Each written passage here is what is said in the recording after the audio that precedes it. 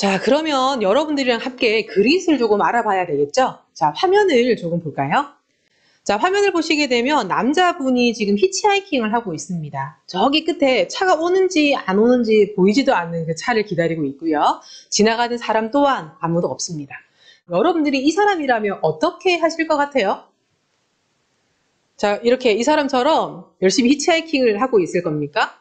아니면 열심히 힘들더라도 이 길 끝에 가서 자기를 도와줄 사람, 내가 도움을 받을 수 있는 곳까지 열심히 정진해 나갈 겁니까? 자, 기다리는 사람도 분명히 자기 선택에 이제 책임을 져야 되겠지만, 저 같은 경우에는 이 길 끝까지 힘들더라도, 그쵸, 기어가더라도 이 길 끝에 가서 결정을 내볼 것 같습니다. 자, 그러면 이 사람과 같은 상황에서 우리가 해결을 할 수 있는 어떤 방책, 그죠? 제가 선택했던 방책이 여러분들 또한 선택하는 방책이었으면 좋겠다는 생각에 이 그림을 한번 띄워봤거든요. 자, 지금 버티기 능력이라 아까 말씀드렸던 그릿이라는 단어를 이제 소개를 한번 드려볼게요. 자, 여러분들은 그릿이라는 단어를 처음 들어보셨을 수 있는데요. 이 그릿이라는 단어를 소개하기 위해서 소위 위인으로 알려진 사람과 일반인과 성격적으로 구별되는 특성이 무엇이 있을까를 조사한 선행 연구가 있었습니다. 자, 연구 결과를 좀 간단하게 소개를 드리면 총 67가지 성격 특성을 정해뒀는데요. 이 67가지 성격 특성 중에 63가지는 일반인이랑 위인이랑 한 사람이 차이가 없었습니다. 자, 차이가 없다는 말은 4가지의 차이 때문에 위인과 일반인이 구별이 된다라고 우리가 생각할 수 있겠죠. 그죠? 자, 그 4가지가 무엇인지 궁금하시나요? 자, 그렇다면 위인과 일반인을 구별하는 4가지가 무엇일지 같이 한번 알아보도록 하겠습니다. 자, 첫 번째는요, 목표를 두고 일하고 이후의 삶을 적극적으로 준비하며 확고한 목표를 향해서 조력하는 정도가 다르다고 했습니다. 자, 일단 우리 뚜렷한 목표가 있는 것도 일단 우리가 다른 점이라 할 수 있겠고, 그죠? 삶을 적극적으로 바꿔나가는데 최종적인 꿈에 다다르기 위해서 여러 가지 지금 생활 환경이라든지 지금 내가 할 수 있는 행동들, 세부적인 목표들 이런 것들을 바꿔나간다는 게 위인과 일반인의 차이점이라고 보시면 되겠습니다. 쉽게 말하면 이제 최종 꿈에 다다르기 위해서 내 주변부터 내가 할 수 있는 것부터 열심히 해나간다라고 해석하셔도 좋을 것 같습니다. 자, 두 번째는요, 단순한 변덕으로 과제를 포기하지 않고 새로움 때문에 다른 일을 시작하지 않는다입니다. 제일 많이 걸리는 게 저는 2번이에요. 자, 제가 변덕이 아주 심하거든요. 그래서 새롭고 재밌고 이런 것들에 많이 현혹되는데요. 자, 그런 와중에 저는 그래도 제가 하고자 하는 일에 조금 가깝게 가는 내용 중에 발판으로 지금 삼고 있거든요. 자, 근데 우리 일반인들 같은 경우는 쉽게 변덕을 부리죠. 좀 힘들거나 좀 어렵거나 재미가 없거나 뭐 이런 것들이 지금 포기하는 어떤 수순을 밟는 어떤 양상일 것이고요. 새로운 것들이 있으면 바로 당장 매력이 있기 때문에 내가 바로 행동을 옮긴다든지 이렇게 될 가능성이 높을 것 같습니다. 저도 2번이 가장 많이 걸리긴 하지만 그래서 일반인이죠. 그죠? 자, 세 번째 내용은요. 의지력과 인내심의 정도, 결단력, 진득함 이런 것들이 위인과 일반인의 차이점이라고 볼 수 있겠습니다. 어떤 어려운 악종건이어도 그죠? 끝까지 꿋꿋이 해나가는 것. 내가 좋아하는 것에만 꽂혀서 열심히 정진해 나가는 것 이런 것들이 위인과 일반인의 차이점이라 했고요. 마지막 4번째는 장애물 앞에서 과업을 포기하지 않는 성향, 끈기, 집요함, 완강함 이런 것들이 앞서 이야기했던 것과 일맥상통하다고 보시면 될 것 같습니다. 자, 이 4가지를 보니까 일단 저는 일반인이네요. 그죠? 여러분들은 어떤 사람인가요? 위인인가요? 일반인인가요? 자, 그렇죠. 우리는 정말 보통의 일반인이죠. 모든 사람이 위인이 될 수는 없겠지만 위인과 일반인의 차이가 4가지라면 그래도 조금 해볼 수 있지 않을까요? 위인은 성취를 이룬 사람 중에 그래도 손꼽는 사람이라고 할 수 있기 때문에 그래서 위인이 될 수 있는 이 4가지, 위인과 일반인의 차이점 이 4가지를 잘 기억하셔서 우리가 하나씩 해볼 수 있는 것들부터 해나가시면 어떨까라는 생각이 들었습니다. 자, 그릿은요, 펜실베니아 대학교 심리학과 교수 더크워스라고 하는 사람이 성취와 관련된 연구를 한 결과로 나온 거라고 보시면 되겠습니다. 그래서 여러분들이 뭐 유튜브나 다양한 영상 컨텐츠에서 더크워스 또는 뭐 그릿 연구 이렇게 찾아보시게 되면 이 사람이 실제 나와서 강연하는 그런 영상도 찾아보실 수 있을 거거든요. 자, 그릿이라는 단어는 지금 여러분들 보시는 것처럼 하나의 단어로 정의할 수 없습니다. 우리나라 단어로 그릿이라는 단어를 해석할 수 있는 걸 찾아보니까 열정 또는 끈기로 요약을 할 수 있는데, 자, 연구의 시작은 제가 책을 읽어보니까 미국 육군사관학교 하면 딱 느낌이 오죠, 그죠? 우리나라도 그렇겠지만 미국 같은 경우도 당연히 육군사관학교에 입학하는 예정자들 같은 경우에는 소위 말해서 뭐 머리 좋고, 그죠? 체력이 좋은 사람들일 거예요. 미국 같은 경우에는 뭐 사트라든지 뭐 이런 학과 성적들이 조금 높아야죠. 상위 클래스에 있어야지만 학교에 입학을 할 수 있고요. 달리기라든지 윗몸 일으키기, 턱걸이 뭐 이런 것들 체력 점수들도 상위 클래스여야지만 이 학교에 입학을 할 수 있다는 말입니다.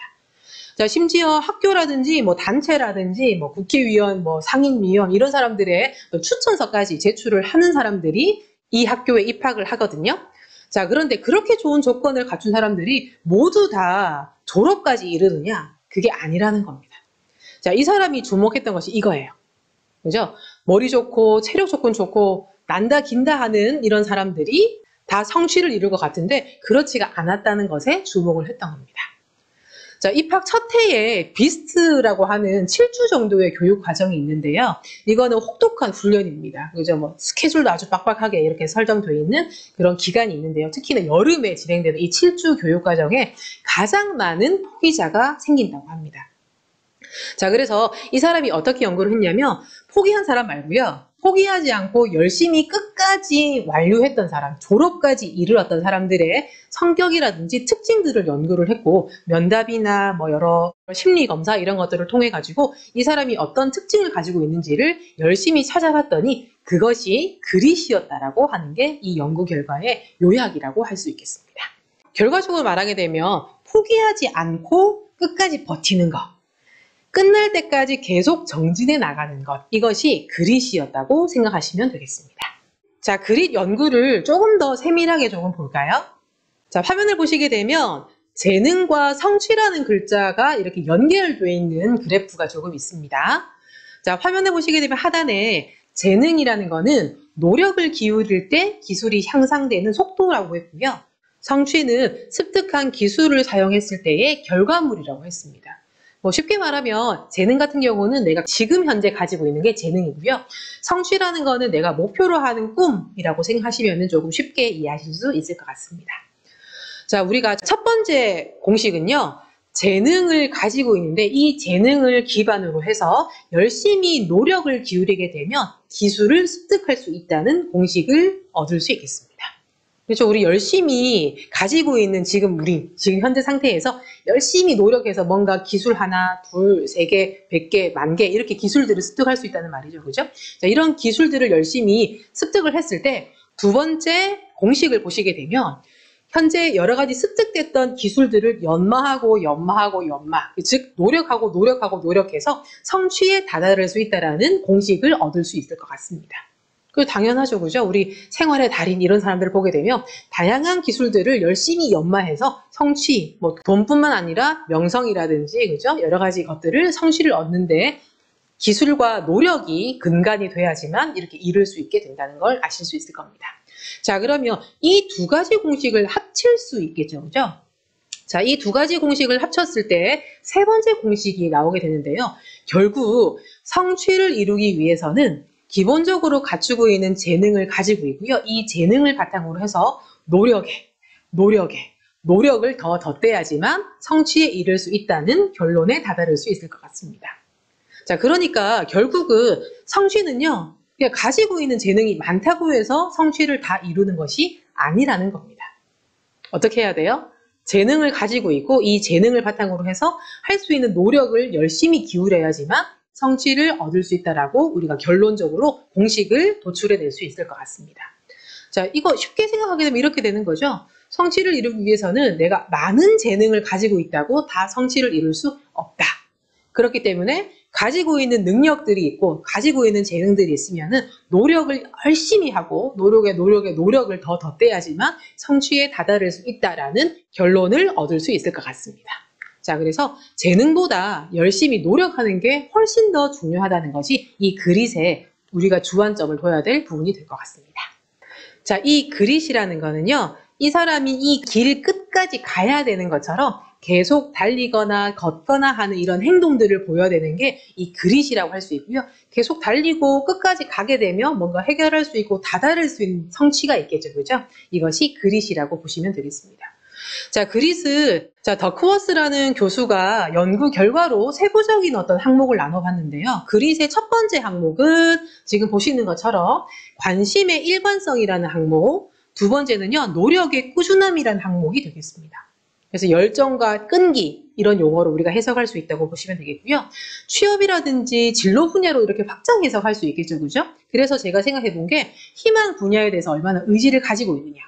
여러 가지 다양한 어떤 분야들이 있는데 그중에 내가 정말 선호하는 거를 이렇게 픽할 수 있느냐. 이런 것들이 희망 분야에 대한 의지가 되겠고요. 구체적으로 이렇게 픽해 놓은 희망 분야에 대해서 얼마나 구체적인 취업 진로 행동을 하느냐 이런 것들이 그릿이라고 생각하시면 되겠습니다. 자, 우리가 그릿에 대해서 이해를 했으니까 그러면 우리도 그릿을 키워야 되겠죠, 그죠? 자, 그릿을 기를 수 있는 4가지 방법도 한번 우리가 알아볼 텐데요. 첫 번째 방법부터 한번 볼까요? 첫 번째는 관심사를 분명히 하라입니다. 자, 여러분들은 평소에 좋아하거나 관심이 가는 것들이 있으세요? 요즘에 대부분 친구들을 물어보게 되면 별로 관심 가는 게 없습니다. 재미없습니다. 이렇게 이야기하는 것들이 있는데 관심사를 분명히 할 필요가 있습니다. 그런데 없습니다 하는데 분명히 하라는 건 좀 어폐가 있겠죠. 그죠? 우리가 생각해 볼 수 있는 부분은 관심사를 분명히 하기 위해서는 관심사가 일단 많아야 되겠습니다. 그죠? 여러 가지 행동들을 하면서 여러 가지 것들을 듣고 보고 느끼면서 관심사를 조금 넓혀갈 필요가 있겠고요. 많이 넓힌 와중에 관심사를 선택하는 것이 좋은 방법이지 않을까 싶습니다.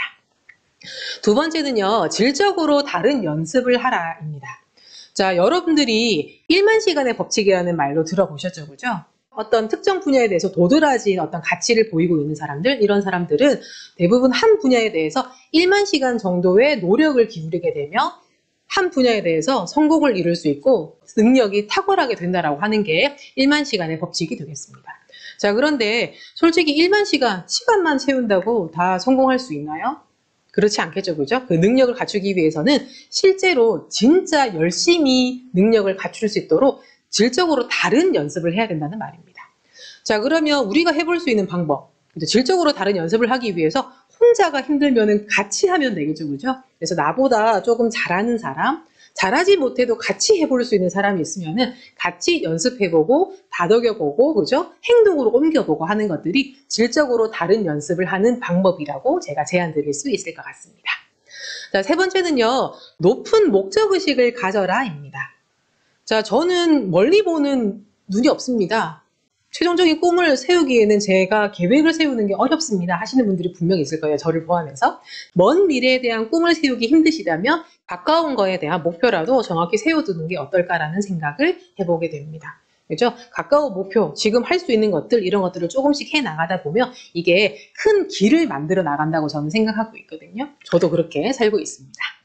자, 네 번째는요, 다시 일어서는 자세, 희망을 품어라가 되겠습니다.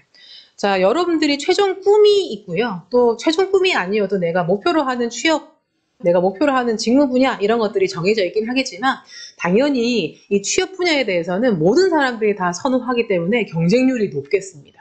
자, 그러면 이 경쟁률을 내가 뚫으면 되지라고 생각할 수 있겠지만 모두 다 뚫을 수 있는 상황은 아닐 거라 생각이 들거든요. 자, 그렇다면 조금 깨지고 그죠? 잘 안 되는 것들도 극복할 수 있는 나름대로의 노하우가 있어야 될 거고요. 그 연계해서 스트레스를 조금 잘 풀 수 있는 방법도 조금 생각해 볼 필요가 있겠죠. 그죠? 하지만 조금 긍정적인 부분을 조금 언급하게 되면 지금 이 시대는요, 예전에 비해서 조금 개인의 스포트라이트를 많이 주는 시대로 바뀌어 나가고 있습니다. 뭐 쉽게 보게 되면 유튜브나 그죠? 크리에이터 이런 것들 활동들을 많이 하는 것도 자기가 열심히 재밌어 하는 것들을 열심히 찍고 그게 활성화되다 보면은 스포트라이트를 그 사람을 비추기 마련이거든요. 내가 해볼 수 있고 행동으로 옮길 수 있는 것들이 무엇이냐가 훨씬 더 중요한 것이지 이런 것들을 열심히 해 나가다 보면 당연히 어느 순간 스포트라이트를 받을 날이 올 거라고 저는 생각하고 있습니다.